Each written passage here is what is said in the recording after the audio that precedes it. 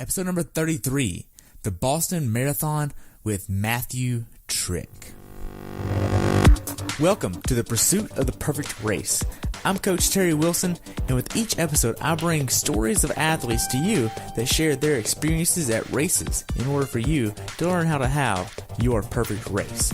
You will hear stories from athletes of all ages, abilities, and races of all distances. So regardless of where you fit in, there's something in it for you. Thanks for spending some time with me today. Now let the pursuit begin.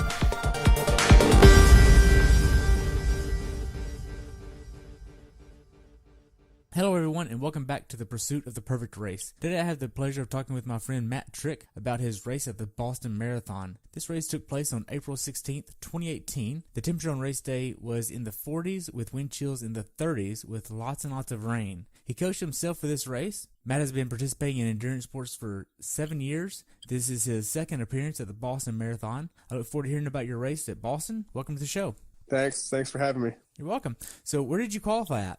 I actually qualified at Boston 2 years ago. That was the time that I used for this race. I was able to carry it over. But I did requalify again at the Tallahassee Marathon first week in February of 2018.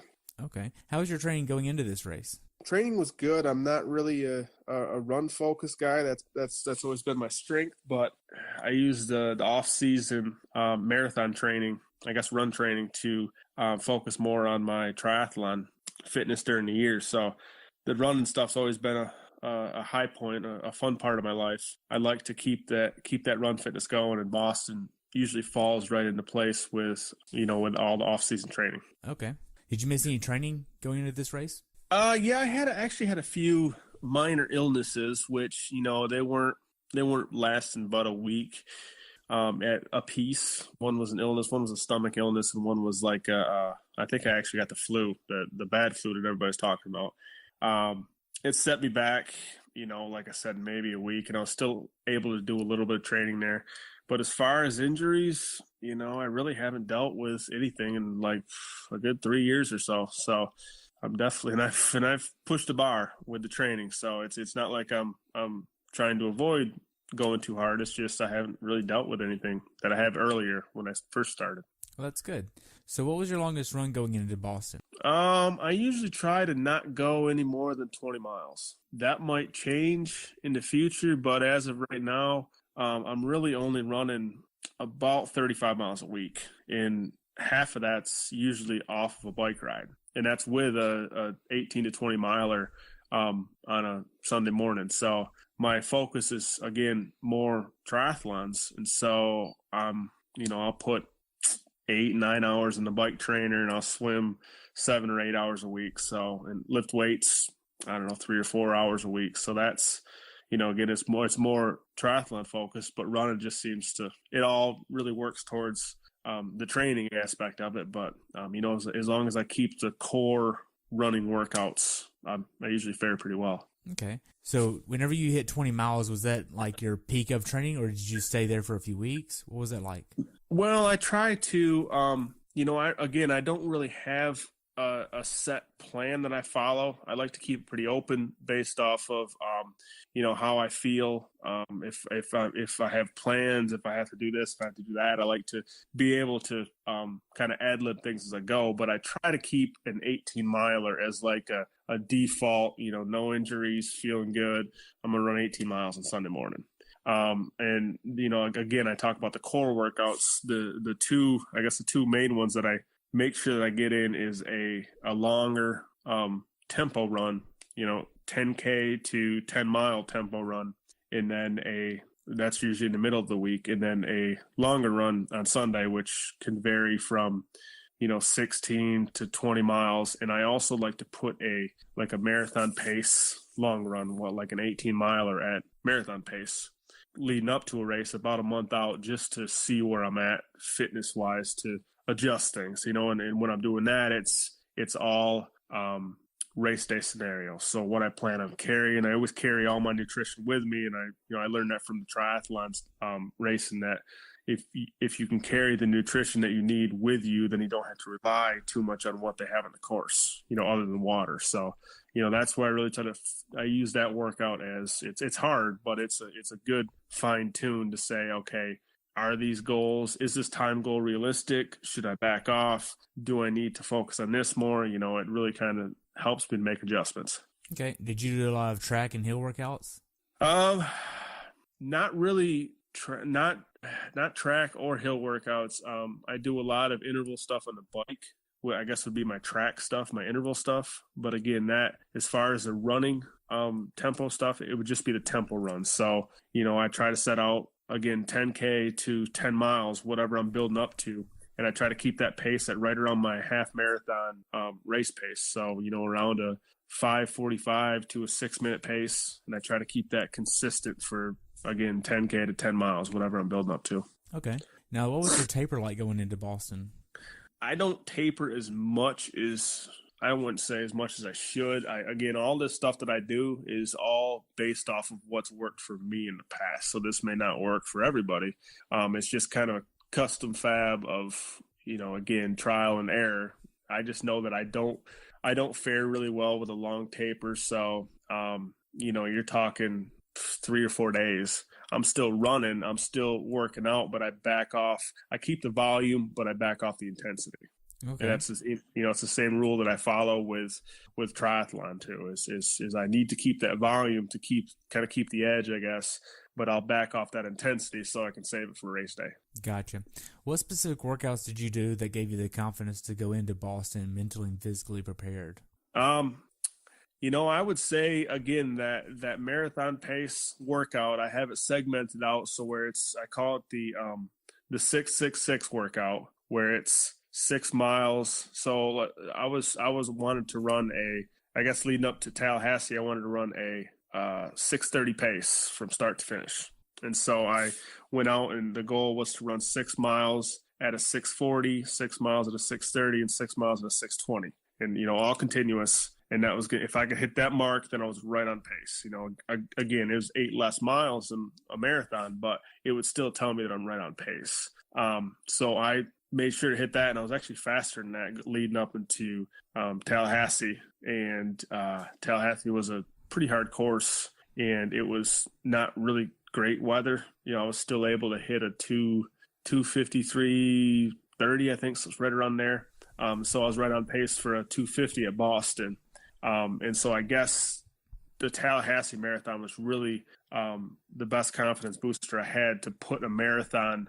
What would that have been? 2 months out, 2.5 months out of Boston was a really good time frame for me, which I'll probably use in the future. I might actually do the same thing next year for Boston, run the Tallahassee Marathon, see where I'm at, and then use that for Boston. Okay.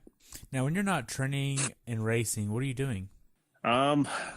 Working, sleeping, eating. Yeah. What do you do for work?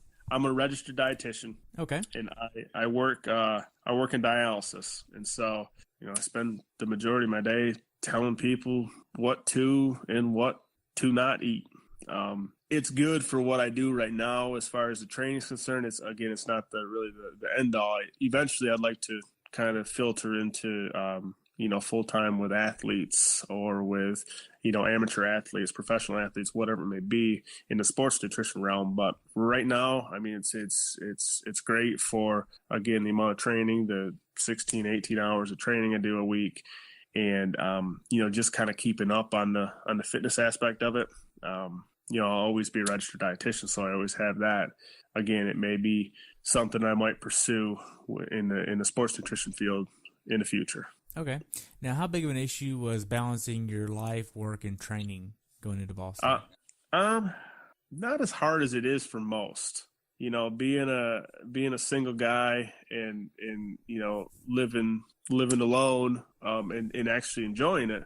I have plenty of time to put in the hours that you really need to put in to perform at a high level. Now I have several friends and coworkers that try to put in the same kind of training, and life happens. That's why I've kind of established it early on. When I ran my first mile 7 years ago, I tried to establish it right then. If you're going to do this, let's do it so it's fun. Once it starts to become like I have to do this because I've set this bar for myself and for everybody else where I need to keep this fitness up, or or I want to perform on top, or I'm not going to do it. I told myself that that's never, if that happens, then it's time to find something else to do. Gotcha. So a little bit about the nutrition you used on race day. What were you using? I'm almost primarily an Infinite guy, which if you're not familiar with Infinite, it's a powder-based nutrition, and you can customize your formulas.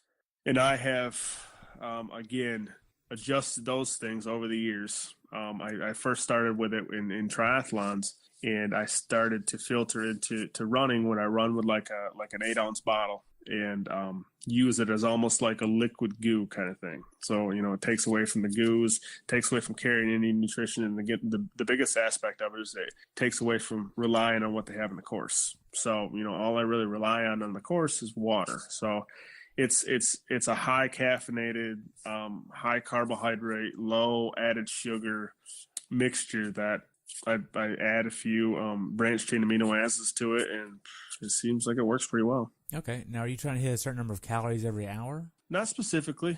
Again, I go into it with, I have a bottle. It contains, let's see, it'll be, this bottle that I use is 600 calories, I think. And so I will consume that within the race. Doesn't really matter when I try it. I guess the goal is to every 3 to 6 miles, I will take a swallow and then filter out water throughout. But that's my main source of nutrition. I will bring goo with me, and I'll take 2 or 3. I think I took 3 goos in Boston, and then water throughout. But I'm more of a carb load kind of guy. Okay. In the morning, especially the night before. I know that people are getting away from it, and there's a lot of stuff with the intermittent fasting that is getting real popular, which I do kind of practice that throughout the week. But when it comes to the night before race and race day, I make sure that I'm well topped off. Gotcha. I can carry a lot more nutrition and a lot more fluid than my counterparts that are 20 pounds lighter than me. So I use that to my advantage. Gotcha. Now then, what was your mindset going into Boston this time? I wanted that 250. I wanted anything under 250. That was kind of my goal, and not like it was a make or break thing. It's just I had that number in my head that I had to get. Weather was looking horrible, and it never changed. People had high hopes that it was going to change. Knew it wasn't going to change because it's Boston, and Boston seems to always have extreme weather. 2 years ago we ran it, and it was like 75 at the start and 92 at the finish, just miserable. And then this was complete opposite, whereas 40 degrees, 20 mile an hour headwind, 60 mile an hour gusts, pouring rain. I'm just the worst conditions you could possibly imagine. But I seem to thrive in those conditions. I've been, again, racing these full Ironman races. You're going to run into bad weather at some point. So you just kind of get used to it. I knew that this was going to kind of level the playing field for me, where everybody else was 15, 20 minutes slower than what they expected. I mean, I was a minute and a half off of a PR. So it really, again, worked to my advantage. I didn't hit that 250, but going back, in hindsight, I would do it all over again, because it's something that, I can do races for the rest of my life. And no matter how bad the weather gets, it's always going to be, well, it wasn't as bad as Boston 18. And it's something you can really hang your hat on, being that almost like a survival thing. Well, good. So how many Ironman have you done? Let's see. I've done Ironman Louisville 4 times, and I've done Ironman Florida once. So 5. Oh, wow. Yeah.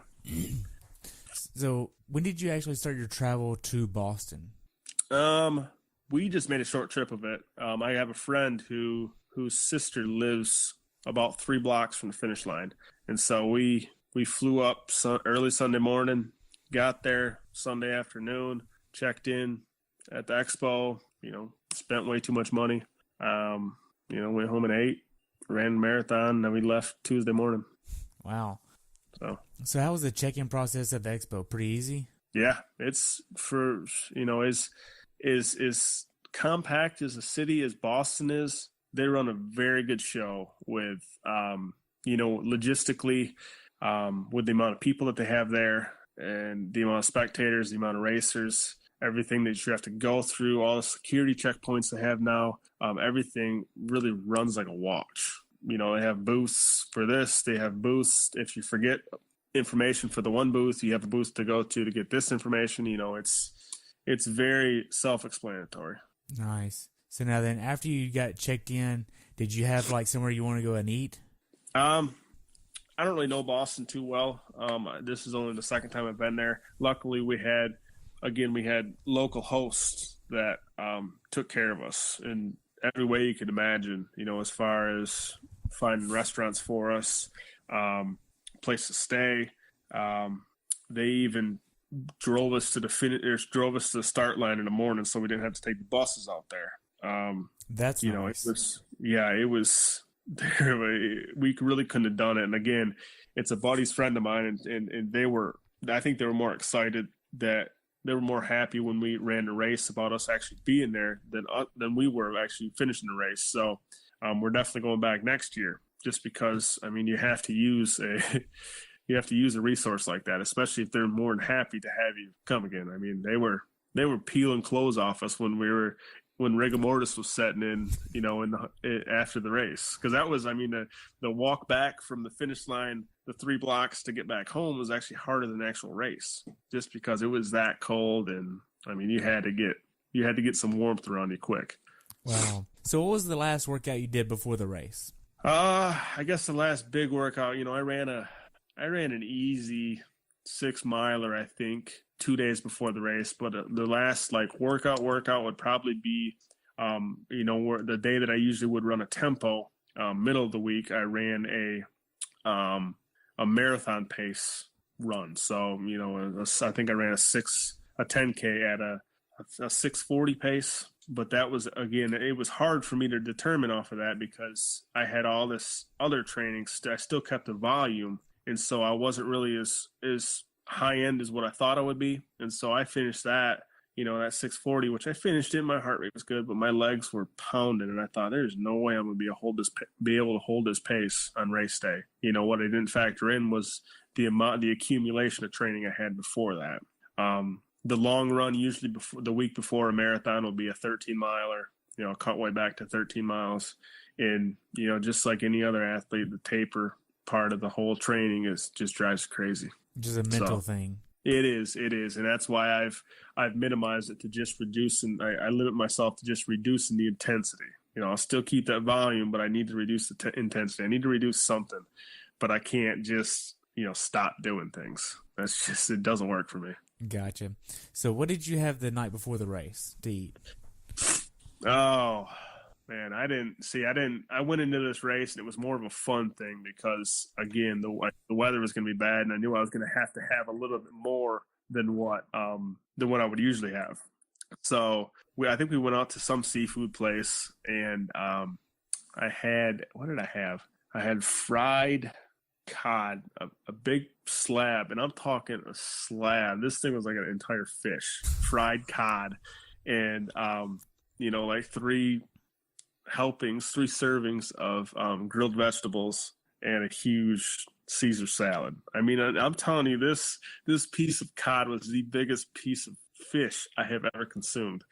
It was probably about, I would say it was close to 18 inches long, you know, and about 1.5 inches, 2 inches thick. This thing was.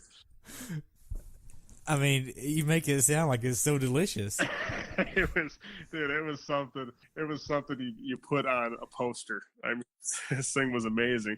And again, it's just like every other time, you know, when I'm carb loading up, and weight has always been an issue. Not that I get too big or too small, but it's always been an issue where I try to go lead up into a race. I really have to restrict my calories to get down, or, you know, maintain a stable weight. And so to go from that to like, okay, you need to go all out the night before the race, you know, I got done eating that thing, and of course I'm miserable, you know, because it's fried. I'm really not supposed to have too much fried foods, but, you know, I just let it go. I think there's French fries in there too. So yeah, I ate that thing, and I thought, oh, there goes my race, but whatever. And I mean, I had the best race of my life, and it's happened so many times that for whatever reason, I just keep blanking it out of my head that this isn't going to work. But every time it works. So Nice. one of these days I'm gonna have a bad race because of it. But until that day comes, man, I'm gonna have to keep pounding the food down the night before. Nice. So, do you remember the place that y'all went to get this cod? I don't. I don't. Actually, I might. I think it was called Stephanie's. We went to two places. And the one was called Stephanie's. I know. I'm pretty sure that we ate there the night before the race. And I think I had a couple of beers too. I don't know. It wasn't like it was a blur. I just, again, it was kind of we were just having fun. Just enjoying the Boston experience, which is really, for anybody who hasn't done Boston, that's what you got to do there. I mean, it's something else. Right. Now then, at what point were you like checking the weather constantly? Well, I mean, I would check it rather consistently. I had a buddy I went with who was just paranoid about it.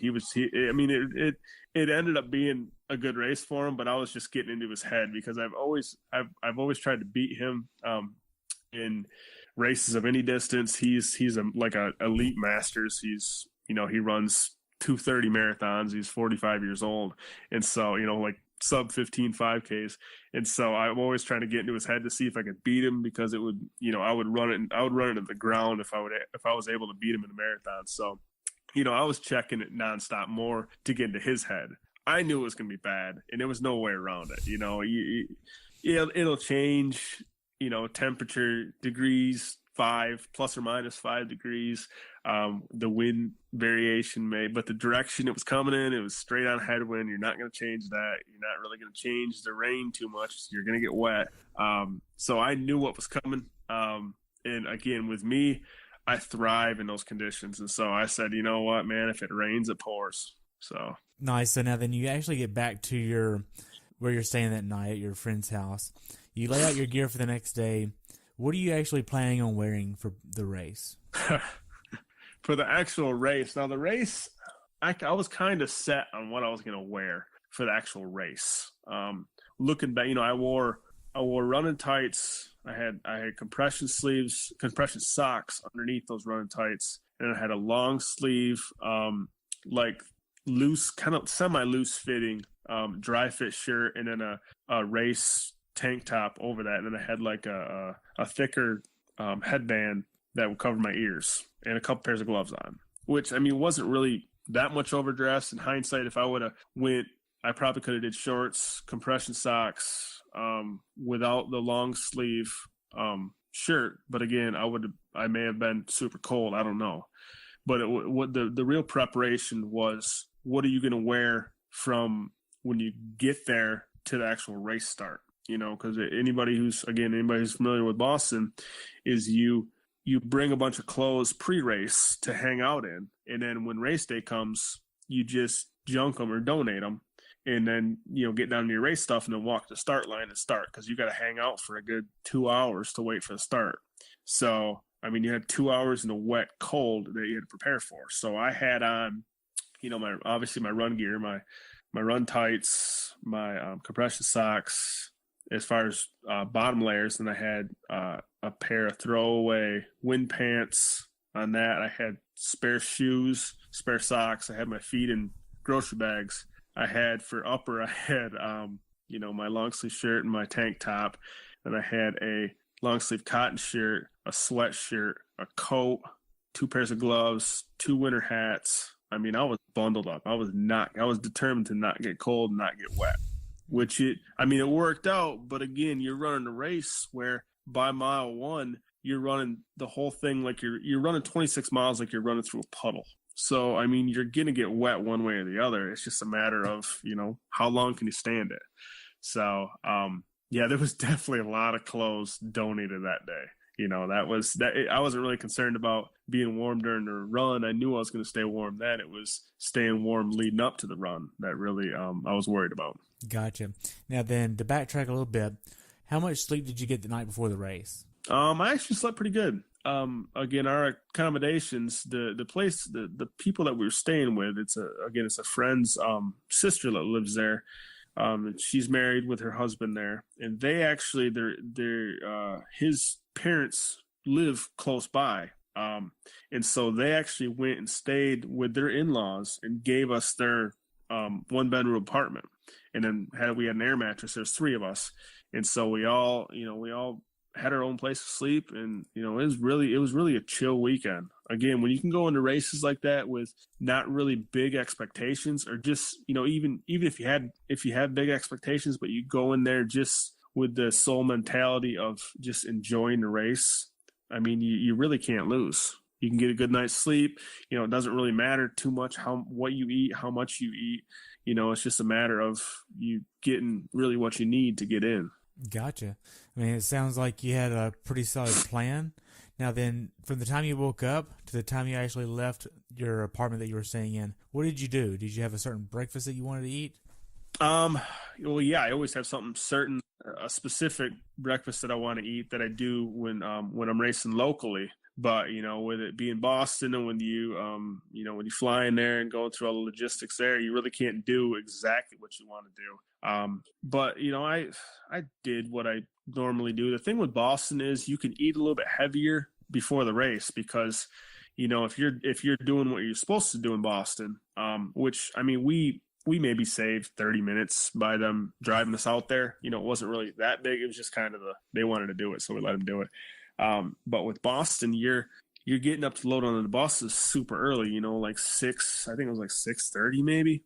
And, my start wasn't until 10:30. And so I had, 4 hours from when I got onto that bus, and they drove you to the start line. Then again, typical what you're supposed to do at Boston, but they drive you up the start line, and you hang out, you walk, and then you go through a field of porta johns, and you walk again, another field of porta johns, and you get to Athletes Village, and they have a whole canopy set up with food and drinks. You just hang out there.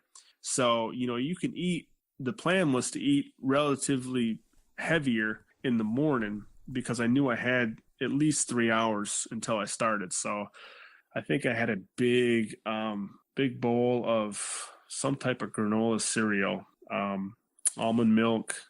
I think I had a banana. I might have had some oatmeal too. That got me until we got to Athletes Village, and then I picked up some coffee out there, and I had another banana. Then it kind of geared down. I wanted to make sure that I didn't get too many fluids in me. That's kind of where I made a mistake. Was I'm so used to drinking a lot before a race. I'll stop at an hour before the start just to make sure I don't drink too much. But with it being that cold and you're not sweating really that much in the actual race, I had to stop and pee at mile 6, at mile 12. I could have stopped at mile 18 too, but you don't really factor that in. Again, you just kind of go with whatever. Gotcha. So, now, at this time before your race went off, were you stressed at all? No, not one bit. Again, I was more focused on getting into my buddy's head about me beating him, how he was going to have the worst race of his life. He's not cut out for this weather. He's $150. I'm $180. This is where, it's more about, we were just having fun. And again, it was bad 2 hours before the race started. It was bad the night before. So it was more of I felt like I was at a Michigan State football tailgate. That's what it felt like. Like, it was, we were just there, everything was muddy. Everybody was getting soaking wet. Everybody's huddled together with their ponchos on. And, we knew it was just going to turn out to be a survival thing. So, the game plans went out the window, and we were just there to have fun. Nice. Turned out to be a great day, though. So how were the final few minutes before your race started? It was crazy because, we couldn't really get what we were used to as far as warm-ups in, because, again, you got all these clothes on. And I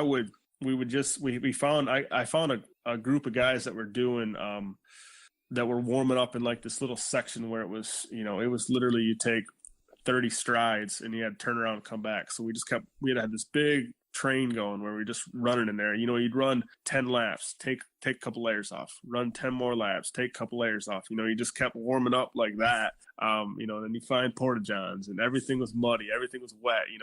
It was more of it was fun getting started like that.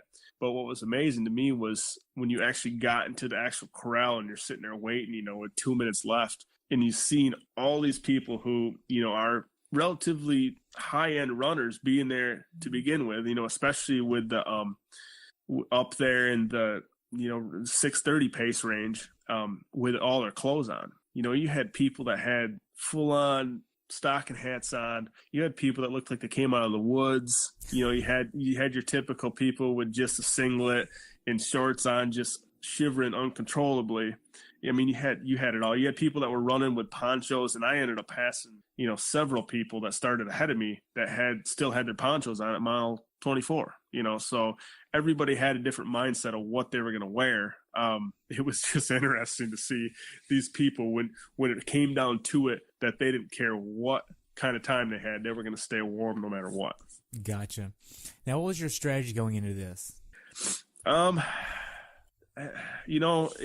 if it was perfect conditions, that time was in that 250s in my head. I've ran it 2 years ago, and it's a very deceptive race. And luckily I had several people who are veterans at it that told me about it beforehand. And so I kind of knew what was coming, but the front half, the first, 6 or 7 miles, all downhill. So, you really don't want to blow yourself up. You just kind of go with the pack. Whatever the pack runs, you run, regardless of the pace. Save yourself for the hills that go from about mile 18 to 21. I think I got halfway into the race, and, again, I didn't know what to expect. I was just kind of going with the flow and just kind of going off a feel. Wasn't following any splits or anything. Got halfway, and I looked down, and I think my watch said 6:38, and I think my average pace was. And I thought, you know what? If I'm going to do anything today, I'm going to negative split this race, because the back half is ridiculously hard. But I was feeling great, and I thought I might as well throw a challenge in here because this race and this conditions are not hard enough for me, I guess. And so I ended up not injuring myself, but if I would have ran conservatively the entire race, I probably would have been fine. But because of it, because I figured I had to negative split that race, I ended up, not being able to walk really well for a good 4 days after, and, developing some nasty head cold that I'm still trying to get over right now. But man, again, if I could go back and do it all over again, I would do the exact same thing. It was worth every second. Great. So how were the first few miles for you? First few miles were great. I would say the first 10 miles were great. I learned at that Tallahassee Marathon that I'm very good at pacing if I run off my own pace. I had a few friends. I wouldn't really say they're friends, more of acquaintances that, I race with, people that I race with in my age group, that, usually in triathlons, I don't really see them in too many run races, but they were there, and, they would come up on me, and then we'd run together for a while, we'd talk for a while, and then they'd take off, and the old me would have said, I got to stay on their heels. I'm gonna make sure I beat these guys. But I said, all right, go right ahead, and they took off, and they ended up, I think the two that I was talking to, both ended up beating me. But I mean, I made up some serious ground towards the end, just because I knew what was coming. First half is fast. Second half is not so fast, so you really have to, if you do it right, you will make up a significant amount of time from mile 18 to mile 21. Gotcha. So, being that it was so terrible of conditions on race day with temperatures dipping down in the 30s, how was the support on the race course? Support was, again, typical Boston support. I mean, everything lined up perfectly. Plenty of nutrition at every stop. They had water and Gatorade at every mile on both sides of the road. So if you missed one, you couldn't miss. I'm not really sure. Again, I don't really pay too much attention to the other stuff as far as the goos and the fruit and everything else, because I carry my own stuff. But I know from people talking that they had those out there too. That was really what impressed me, and it wasn't the turnout, the 26,000 of 30,000 that actually showed up and raced that race. It was the volunteers and the spectators that showed up to the race. I mean, it was like, the same, it felt like the same amount of people were out there watching that were 2 years ago when it was 75, 80 degrees. Wow. For whatever reason, Boston brings in, the entire town from Hopkinton to the finish in Boston solid people. They were out in their ponchos. That they're freezing. People had their own. I even heard a story about a guy, a volunteer that gave one of the runners their coat because he didn't have one and he was cold.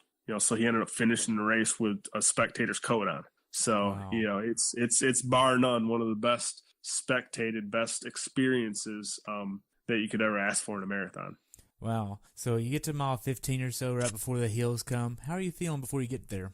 I felt way too good. That's kind of why I started making myself hurt, was because I felt way too good. And I knew that, again, it would be nice to finish easy like that. But I like to go away, step away from a race of any distance, knowing that I gave it everything I could. And I know that by giving it everything I could, I need to feel it at the end. And so I knew it wasn't really the climbs that I was worried about. I knew that I would do well, especially with the terrain that I train on here. It was the downhill, the descents that killed me. And you ask anybody, and that's what happens is you try to, even though you don't say you do, it doesn't feel like you do, but you're really slowing yourself down when you're running down these hills, and it takes a toll on you.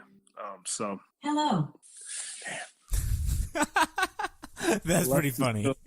Alexa's still up there, huh? That was pretty awesome.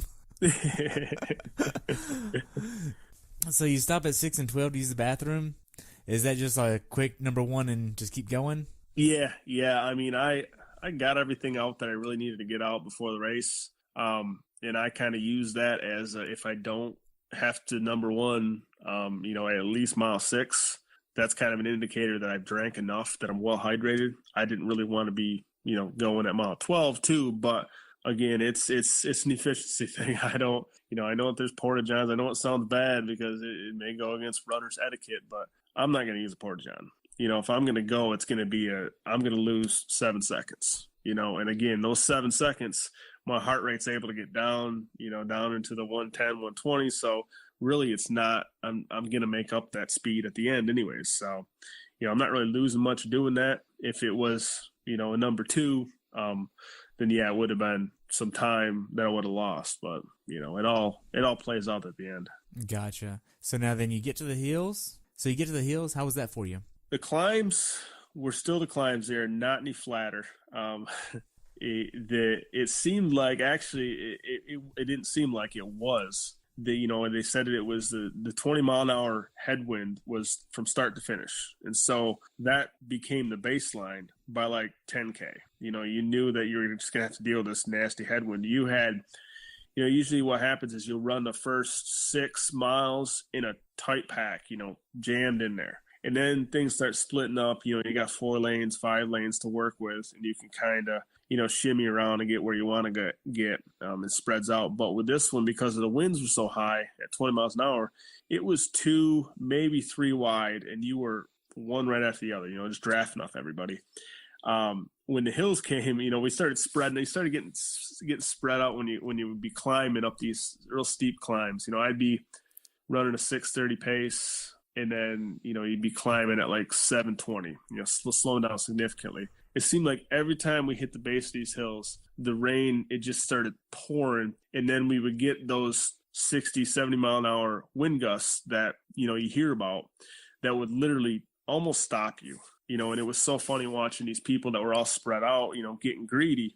It was almost like a pack of animals. They wanted to get out and get in their own little spot, but they still wanted the safety of the group. And as soon as that wind picked up, those gusts came in, it just sucked everybody right back into, double, too wide. And, you climb all the way up, and it would die down a little bit. And then you see people kind of sneak out again.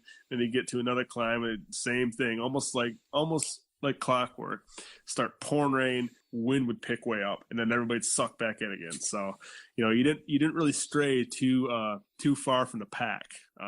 But the climbs are the climbs. You can't really draft off too much when you're running at an 8:30 pace up some of those climbs. Gotcha. Now, how was Heartbreak Hill for you? Going into it 2 years ago, that's all you really hear about. You hear about the Newton Hills, but you more specifically hear about the Heartbreak Hill. I run a lot of more severe climbs in Macon, Georgia, where I train.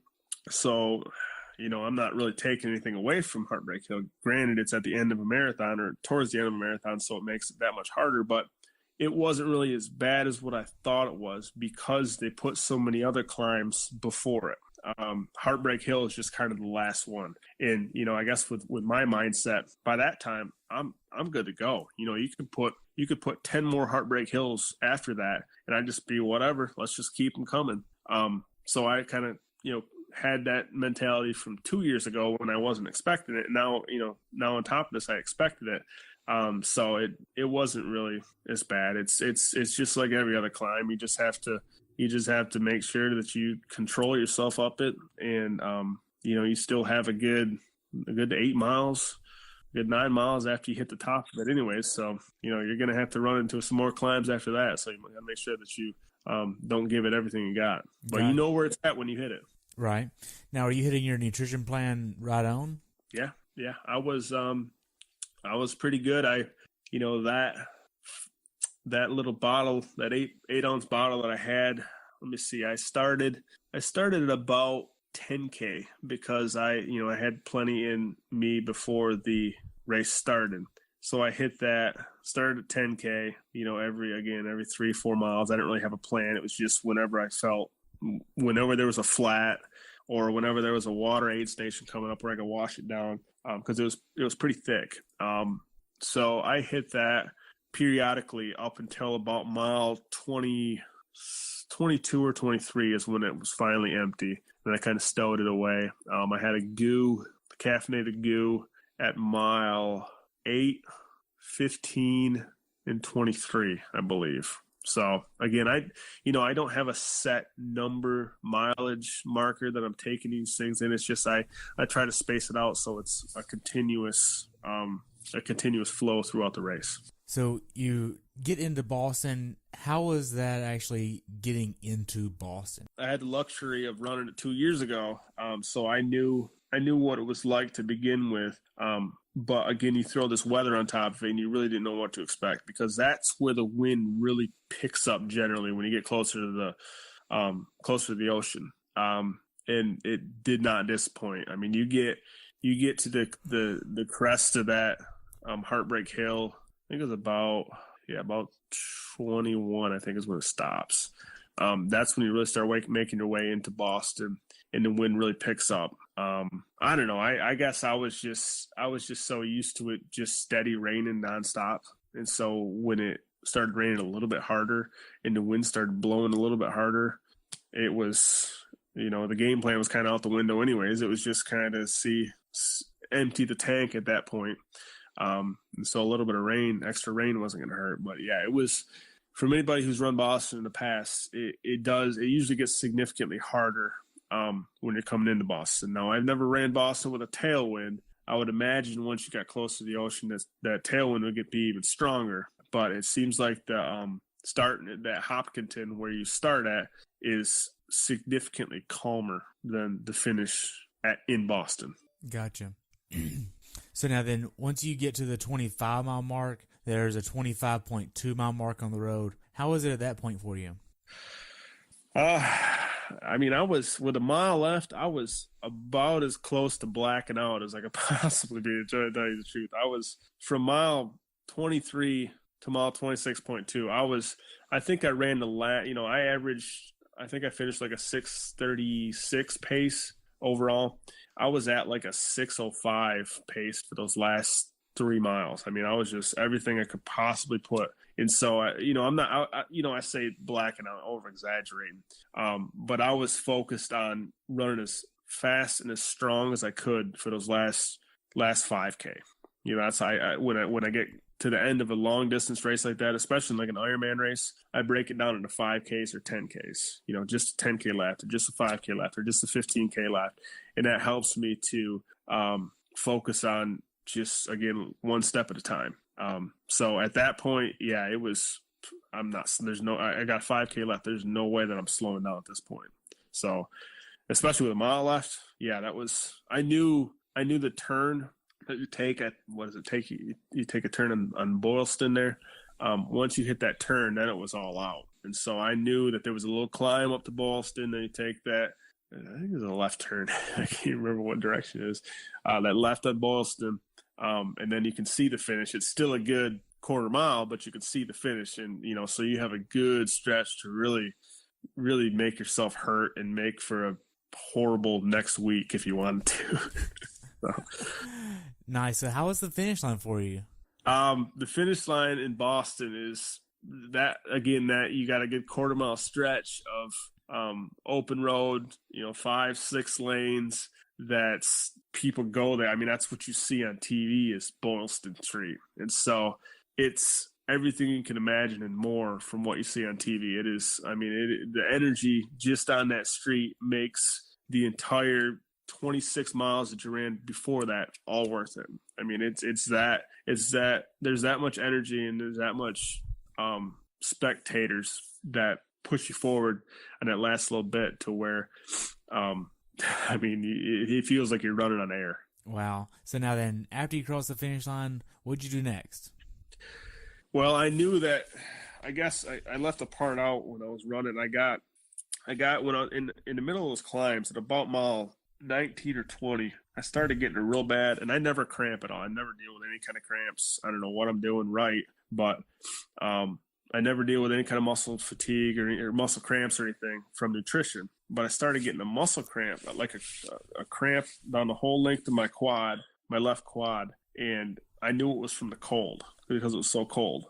And so at that point, I knew that I couldn't. I was running with a pretty bad gimp, based on my left quad. And so I knew that I had to make my right quad cramp also to kind of even out the distribute the pain. And so once I got that going, it hurt more, but it was able to keep kind of a steady gait. And so right when I finished, I knew that I didn't have much time until, full on rigor mortis was going to set in. And again, that time from when I finished to when I got to, where we were staying 3 blocks away was, I went from about 80%, 75% to like 30% within 3 blocks. I mean, I was just about crawling into where we were staying, and we got there and they were staying they got this apartment that they're staying in, and I didn't contact anybody. Again, the post-race game plan went out the window because it took me 45 minutes to get 3 blocks. And so I got there. I was like, I don't have anybody's phone number. I don't have my phone. I don't know how to get in touch with these people. So I'm just going to go into this lobby and just lay on the floor until somebody comes here.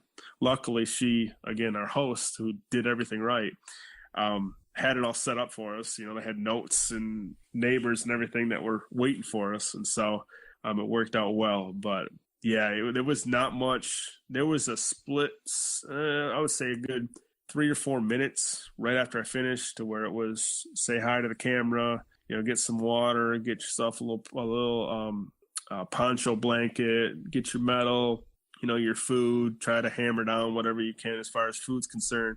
But then it was just, I got to get warm and fast or something bad's going to happen. Gotcha.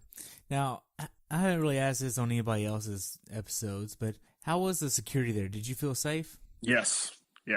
I always feel safe there. And I ran it a year after the bombing, whatever 2016 was. I think it was a year after the bombing.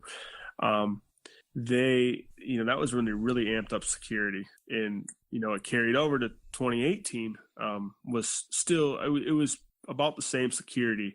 And I'm the kind of guy where whether it's security at, a music festival or, a fair or the airport, where I would rather have to go through too much than not enough.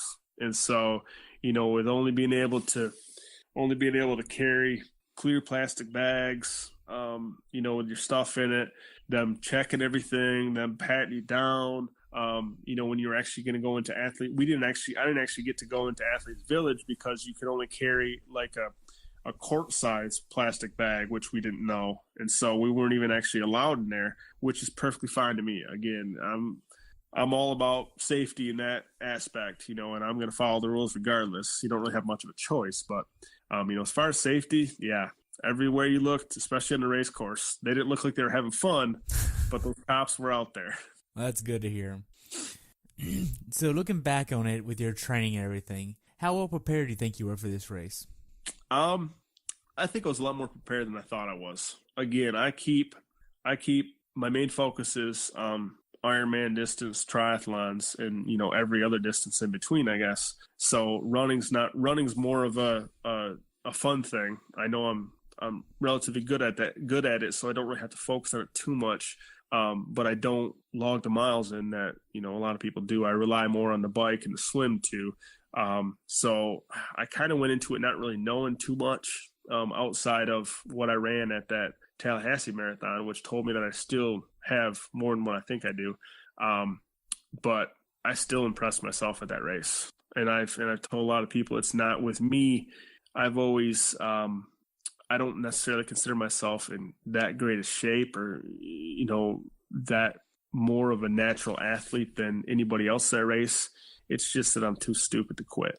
I thrive off those conditions where, I try to outlast everybody. And so regardless of what kind of shape I'm in, if I have a set time or if I have a set effort level that I want to meet in, again, any race of any distance, I'm going to meet that. I want to go away from it knowing that I couldn't have ran or couldn't have biked or couldn't have swam 1 second faster, regardless of the end result. And that's what happened at Boston. Well, good. Now, aside from cramping, what went wrong for you on this race? Nothing, really. I can't tell you other than, having to pee a couple times, which, again, I ended up making up time at the end.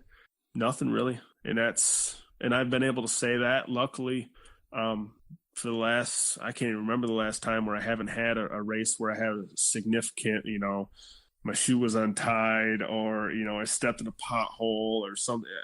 Maybe I'm a little too overcautious, but I just haven't run into the issues that a lot of people have run into, as my calf started cramping up or, I do a lot of my training now is more, I wouldn't say longevity focused, but it's more injury prevention. I still keep a lot more of the weights, coming from a powerlifting background. I know my way around a weight room, and that has helped me stay injury free for 4 years now. And I swear that that's one of the sole reasons why I'm able to perform, maybe I'm not at the highest level, but at a pretty good, elite amateur level, and do it day in and day out and actually enjoy doing it. If you go into these races and into training where you're constantly dealing with some type of nagging or significant injury, I mean, I can see how that would put a negative aspect on it and you not want to do it that long. Gotcha. Now, what's something that you learned from this race that you'd like to pass on to someone else who hasn't done this race before? I wouldn't really say this race in specific, but both times that I've been to Boston, I guess the first time I went to it, it was not really good circumstances where I went to it. I was signed up for it and something happened and I decided not to, the person I was going with, something fell through and I decided not to go to it. Just because, again, at that point I did 4 full Ironman distance triathlons and several more than I can count half Ironman 70.3 races. And the build up to those races, as compared to the local marathons or the marathons and, semi-local that I've done, it was bar none better than a marathon. With a marathon, you put the training in, you get there, you go to the expo for a little miniature expo, you get your bib, eat a bunch of food, get up and run a race with 300 people, waddle to your vehicle and go home. It's fun, but it's just the energy's not there. And I kind of went into that Boston 2016, that kind of mentality, like, okay, it's Boston. I got to do it. Everybody keeps talking about it. Let me just do it and, spend the money and I'll be over. I can put it out and check it off the bucket list. By the 2016, we spent, I think it was 4 days total there. By the second day, I thought, man, I got to come back here. The entire town of Boston, even outside of Metro Boston, everybody embraces that specific race. I mean, it is like a national holiday around it. I mean, it's Patriots Day.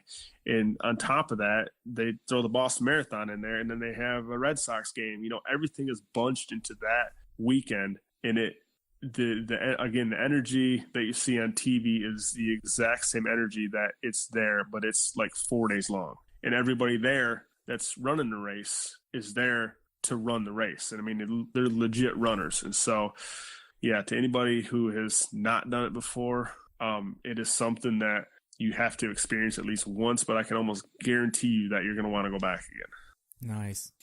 Now, we've covered a lot. Do you have anything else that you'd like to add about the race? No, I guess that last statement I just laid down was about it. Is if you haven't experienced it, it's something that will always resonate, especially if you throw the conditions that we had this year on top of that. I mean, this will be something that will always be at the top of the list as far as feats of strength. To throw that kind of a historic race with those type of, they said that they haven't had that bad of weather in 3 decades. So, you throw that kind of weather in there, you're never going to be able to match it. Gotcha. Now, what could the Boston Athletic Association have done to make this an even better experience for you, the athlete? Honestly, and I'm not saying it because I have any type of sway with the Boston Athletic Association. They honestly couldn't have done anything else better. I mean, it was almost like the only thing that changed was the weather. It was as flawless of a race venue as you could have ever ran, and you would expect that at Boston, but you would expect the glitches here and there, especially with all the changes they've had to make with the Boston bombings, and they added security and 30,000 people there, and they got all these elite runners there, and it's crazy what you would think would go into it. There's a lot that goes into it, but from the moment you wake up that morning, not even that. I mean, the 2 days before the race, the expo, the flights that we're getting in, again, it helps out that the entire Metro Boston embraces this event to where it don't matter. I mean, it doesn't matter what you're doing. It doesn't matter if you're calling an Uber. It doesn't matter if you're going out to eat somewhere. You're going to the expo. You're looking for a room. You're looking for this. Everything is Boston related, and so. They couldn't have done anything different, wow. In my eyes. Wow. So what's next for you? Let's see. I have today is the 23rd. I have a sprint triathlon this weekend, which it's a normal sprint triathlon I usually do. John Tanner State Park here in, Metro Atlanta. I usually do it. Well, I've done it last year and I'm doing it this year. But it is 2 weeks after Boston, and I'm planning on doing Boston again next year. And so I definitely won't be signing up for this one again next year because if you run Boston right, there's no way that you're going to be able to do anything 2 weeks after it. So I got that in 2 weeks or this weekend. And so it'll be interesting how I perform there. But then I have 2 weeks after that, I have Gulf Coast 70.3. Nice. That'll be kind of a kickoff for the season. Nice. So are you ready to get into the triathlon mode? Yeah. I got those are the 2 ones right now. I have another sprint, a couple more sprints are scheduled. I guess the big one will be Ironman Chattanooga. The full? The big one. Yeah. Nice. Yep. I've done that one. Have you? Yeah. Good. Enjoy the extra 4 miles on the bike ride. That's right. Yeah. I have I did the 70.3 World Championships last year. And I have friends who actually used to live in Macon that moved up there 2 years ago. So it's always free lodging. I mean, they cart me around everywhere. They know all this stuff. And, we rode that course, that World's course several times before. And, I'm sure I'll have many more trips up there to ride that Ironman Chattanooga full course and swim in the river and, do whatever there. So it's a no-brainer for me. I'll be going over there next month to do the 70.3 there. Okay. Yep. I'm kind of slapping myself because this is the first year in a while I haven't done the half there just because it's either Gulf Coast or Chattanooga. But I can already tell you that I'm going to be going back to Chattanooga from now on. Oh, good. So what's on your bucket list as far as endurance races go? That changes on a monthly basis, it seems like. I would really like to, I've kind of been getting it. It's always been on the bucket list, but it's been sliding up as far as ranking here recently. I would really like to get in a 100-mile run. That's always been, I started as a runner, being a smoker and a drinker, running just kind of, that's what I started doing to stop doing that. And so from that point on, I kind of got really interested in these long, I did a 50-miler and a couple 50Ks, but that 100-miler has always been on the bucket list. That was before I started getting really into triathlons and realized that I'm actually a pretty decent triathlete. But that's something where, if I'm going to do it, I'm going to do it how you're supposed to do it. And so I would have to just dedicate myself to running for a year, and put the legit you can't go into a 100-mile endurance run and just say, well, I'll see how it goes. You're going to end up in the hospital. So that's something where I really like to do it. But if I do it, I'm going to have to take a break from triathlons. And I'm not really at that point right now. At some point I will, maybe do Western States, one of the big races that you obviously have to run several 100-milers before you can qualify for that. But, that's kind of the epic, of course, Kona's up there. That'll come eventually, but I'm just out to have fun. This stuff will come. I'm not if I don't make Kona again, it's whatever. I'm not going to stop doing what I'm doing. It'll eventually come. If I'm 80 years old, it'll start coming. Even faster. Yeah, that's right. Start outliving your competition. Right. When it's funny that I say that, because when I originally started running, I ran my first marathon 2010, I think, in Jacksonville, and I ran like a 3:35, and it was like, I was done, but I knew I still had some. That was kind of what started the flame. That was my first real race. And the 3:05, the Boston time, at that time I was 27, I think 28. The qualifying time for me was 3:05, and I thought, man, there's no way I'm ever going to hit that. And a couple of the veteran runners, when I was living in Valdosta, Georgia, and they kind of got me into running. And you're like, if you're going to qualify for Boston at that 3:05, which runs up to 34 years old, you're going to have to either get really old, change your sex, or get really old and change your sex, because you're not going to get there. And that's what I was set on. Boston just kind of was just a pipe dream at that point.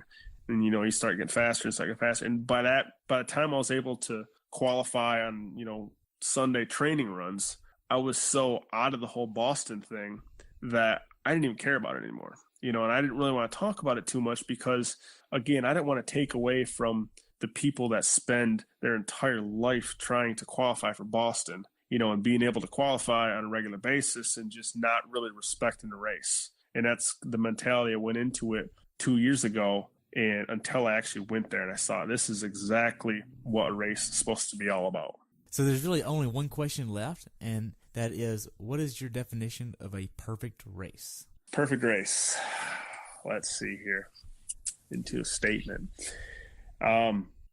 Well, coming from a nutrition background as a registered dietitian, if you can nail your nutrition during a race, especially a race of distance, that almost makes up for any type of miscues you may have with your pacing or your lack of training. There's too many people that look past the nutrition aspect of it, and they deal with issues late in a race that they relate to being undertrained or being overtrained or just having a bad day.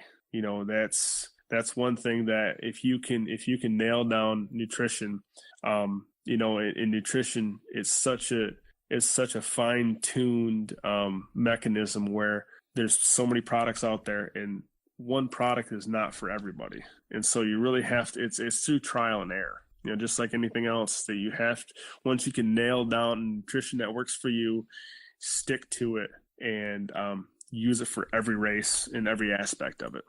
Wow. So what's your definition of a perfect race as an athlete then? Okay. I don't really have a state.